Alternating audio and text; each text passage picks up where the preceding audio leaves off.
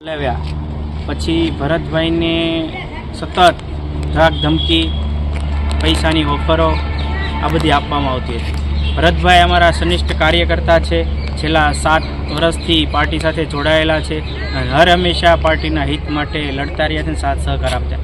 જ્યારે એમણે ફોર્મ પરત ખેંચવાની ના પાડી ત્યારે નિમ્ન કક્ષાની હરકત ઉપર આ ભાજપ ઉતરી આવ્યું અને એમને કિડનેપ કરવાની કોશિશ કરી। આ 20 જણાઓ જૂના માર્કેટ યાર્ડના મેઇન ગેટની આજુબાજુ તમામ લોકો ગોઠવાઈ હતા। આગળની ગેલેરી, પાછળની ગેલેરી, અમારા કાર્યાલયની ઉપર, કાર્યાલયની અંદર પણ ઘૂસી આવ્યા હતા। જ્યારે મને જાણ થતાં તરત જ ભરતભાઈને લઈ જતા હતા, તમે છોડાવ્યા। સાથે સાથે પોલીસના ડીવાયએસપીને મેં ફોન કરીને સાહેબને કીધું, સાહેબ આવી ઘટના બની છે, તો સાહેબે તરત જ PCR વાન મોકલી, પોલીસ અધિકારીઓને મોકલા કે છેલ્લે અડધી કલાકની વાર હતી ત્યાં સુધી પોલીસ તંત્ર ત્યાં રહ્યું।